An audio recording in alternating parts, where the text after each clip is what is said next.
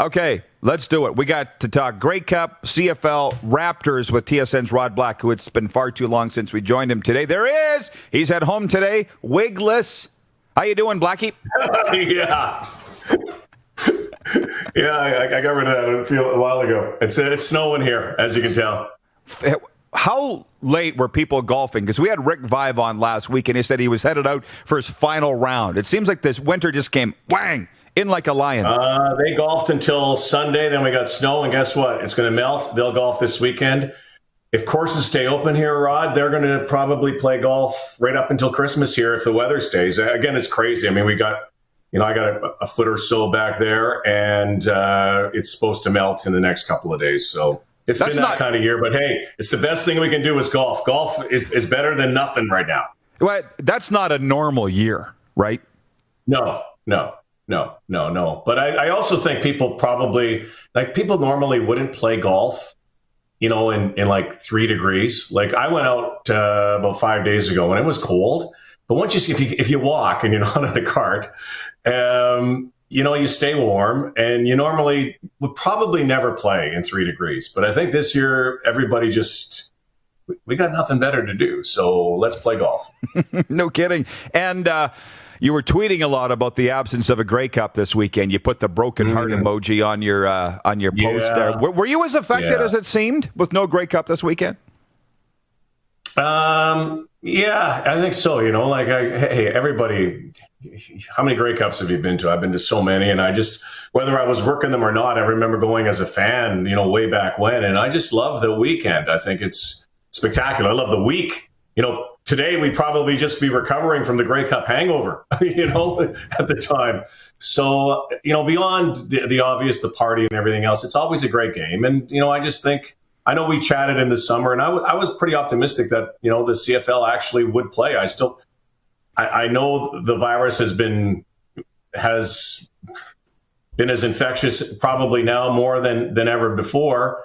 Had they gone into the bubble in Winnipeg, they would have gone in with the least infectious area in Canada, and they would have come out with one of the most infectious areas right now. So it was probably a better thing that they didn't, but I still think a lot of people missed it, and I still think that the CFL might have missed out a little bit because they were out of sight and out of mind. There's no doubt. But Winnipeg has come alive this morning. From Corey. Morning, guys. Hey, Rod Black. I'm watching from down the street from your childhood home in Transcona. From Gary a Lincoln. Looking good, Rod. Memories from home. Transcona with the snow. From John Ohm. I got to get this. +5 Wednesday in Winnipeg, Rod. Let's go to Pine Ridge Golf Course and golf. Man, Winnipeg's never far from your heart, is it? Or vice versa. Prairie's hard. I mean, it isn't, I've lived out here, I guess, for 30 years now, half my life, but I still miss home. I mean, there's nothing like being from the prairies in the West. I still miss going to Saskatchewan. I played a lot of sports out there at the time where there was hockey, a lot of baseball. As I was later, we went and played a number of teams, the Regina Red Sox. I remember playing against them at one time. I played in Manitoba. So, I miss a lot of that. I miss the summers. I really miss the summers. And I honestly missed the chance to get out to see my dad. He's in a home in Winnipeg this year. And, unfortunately with the quarantine and everything, I was hoping that we would be doing CFL games and I get a chance to see him. But there's nothing like home. Home is where your heart is. And my heart's always been there for sure. It's awesome. Nelson Hakowich, our VP of Sim Events, writes in and he says, play-by-play for anything that moves. What is the craziest sport Rod has called? You're very diversified in your talents, Rod. You know that. What's the wildest sport or event that you've called? Well, again, no sport is wild, right? Because they're all legit, I guess. Everything goes to the Olympics. I mean, they had ballroom dancing at the Olympics. But I have done, I wanted to say I did hurling, but I never did hurling. I mean, I did a Australian rules football match for CTV way back when. Remember, we had Wide World of Sports, and so I never went to Australia. We did a lot of that like we do now. We broadcast a lot of things, Rod. Back then, we broadcast them from studio. And so it appeared, and then people are going, oh, you were in Australia last week, or even some skating events. Truth be known, we were never there.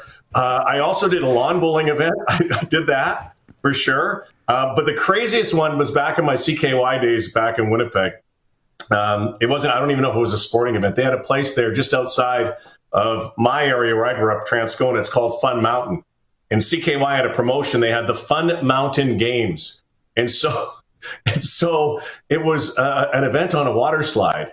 I think there's water slides. There was a water balloon toss, a water balloon dodgeball. So yes, that probably, I would have to say, might have been the craziest. I've done I've actually broadcast a Scrabble event, but again, it was for promotion. It wasn't on network television. Having said that, you're like me. I mean, if it moves, I'd like to be broadcasting it. People always ask me, what's your favorite sport?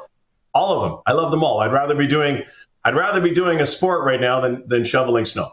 Yeah, no kidding. Well, for me, it was rock, paper, scissors at St. Jerome Elementary School, play-by-play a few years ago. And that was here in Regina. It was awesome. And by the way, if you have a chance, I don't know if you're a Netflix fan or not, but watch the Queens Gambit where they do radio play-by. What'd you think of that? Loved it. And you know what I love is that, kids are so into computers now. Everybody's into computers and e-sport games. And yeah, you can play chess. But I thought that was fabulous, and it really gives chess. In fact, there have been a couple of shows now that I've watched where chess is kind of making a comeback. And maybe I'm really, really dating myself, but I go back to the 70s on ABC Wide World of Sports.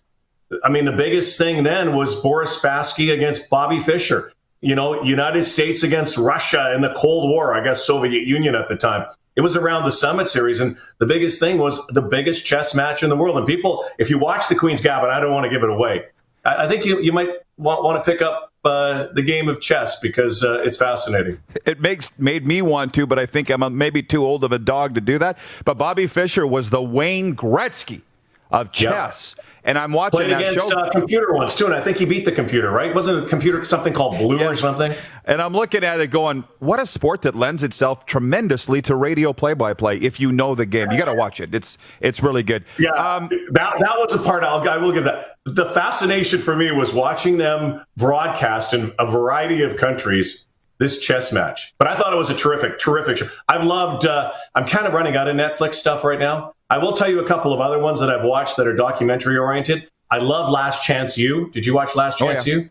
Very good. Oh, I love it. And QB1, any sports documentary, doesn't matter. The one about Sunderland I heard is a really good one. I want to watch that. So yeah, there've been some great ones. And I've really loved on Crave, I think it's on Crave, is Succession.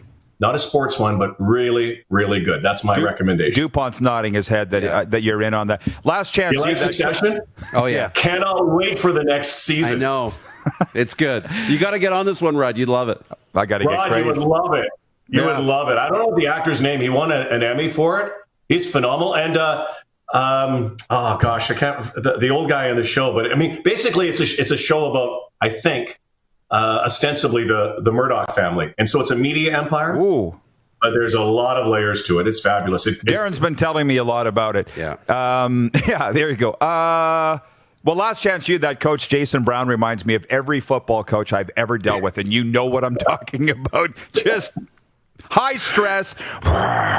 Anyways, combination of Wally Buono, Chris Jones, Leo Cahill, Don Matthews. You go through all the list of all those guys and some of the manipulators as well. And he's not acting. That's the amazing thing. Acting. Yeah. Leo Ezra. Is that guy, didn't he get arrested or something like that? Yeah. In California? For assault. We don't talk about that. Okay. I'm not sure he has that in his book or not, that he's got on sale right now. But Leo Ezrins is watching in Hamilton. You know Leo, another Winnipegger. Leo Ezrins. He says, how about the Bomber? He says, how about the Bomber/media hockey team playing games throughout Manitoba? What went on the road stayed on the road, especially in Dauphin. That's from Leo. Yeah, well, we had a blast because back in the 80s, it was so different covering sports. And, you kind of, I won't say you carve friendships, but you did carve friendships. Some of my best friends now are guys like Leo and Willard Reeves and those guys who played because you just grew close to them. And we had this media hockey team that traveled the province. The Rough Riders, I think, had something similar. It was broomball at first. Anyway, we went up to Dauphin, Manitoba.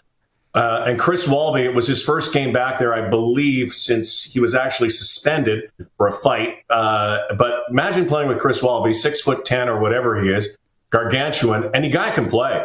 and Leo would play. I was the centerman on the all black line, which was me, Frank Robinson, and Willard Reeves. And those guys couldn't skate. And years later, who would have thought that, the Reeves boys, Jordan would become a professional football player, and Ryan, who I remember the day he started skating in Kildonan Park, I believe it was, in Winnipeg, would become an NHL hockey player and an impactful one. But yeah, I love those days. I mean, I'm sure, Rod, you've gone and you travel with the team, and, again, you want to remain like here because someday you might have to, criticize them or, objectively adjudicate their performance. The good guys understood that. And I will tell you, during that era, there were so many good guys. And Leo Ezerins is one of them, that's for sure. The two best parts were, one, the local teams thought they were going to kick our ass, and we usually won. And two, the supper they'd put on afterwards in the rink. Yeah. My gosh. Unbelievable. See, you know what I miss? You know what you just said, and I miss it out here? People out here don't say supper. They don't say supper, and I say it, and they go, look at me, what's a supper? And they don't have socials out here. In Manitoba, we had socials, and you had those suppers, like you said. We used to always play against RCMP teams. I'm sure you probably did too. And, there were a couple of times, I'm not going to mention any names, but my former boss, sports director Peter Young, got in a bit of a brawl. And I think he had his noodle broken by somebody during one of those games. But who do you call? And why would this happen in the first place? But I think I do remember Bob Cameron, the bomber punter who came to his rescue. Stuff that went on those. I remember going to Dauphin, Leo's, Bob O'Doherty and Chris Walby took all of my furniture in the middle of a snowstorm. It was minus 30 in Dauphin, and put it out and arranged my room in the parking lot. Imagine my horror when I came out. I'm coming back. Of course, it was a late night after one of those socials and suppers. And Bluto goes, guess that's where you're sleeping tonight. Right in the middle of the parking lot. They arranged it. They had everything. It was classic, man. Classic. Would you mind staying through a break? Oh, of course. I got it, buddy. Okay. Let me just see what else I got to do. Okay, hang on. Okay. Okay, thank you. And by the way, on the Saskatchewan, those hockey games, 2 words, Bob Poley. Well, no, you can put Rod back. I want to see Rod's reaction. He skated past the opposition bench like that scene from Slapshot with his stick on the guy's helmets, tunk, tunk, tunk, tunk, tunk, tunk, tunk, like that. What are you going to do to Bob Poley if you're them? Right. Anyways, we'll be right back with Rod Black. It's the RP Show. Yeah, you watch it on Game Plus TV, Facebook Live, and listen live for Suds Full Service Car Wash at rodpedersen.com. You're watching Rod Pedersen On Demand. For more of the Rod Pedersen Show, visit rodpedersen.com or follow Rod Pedersen on social media.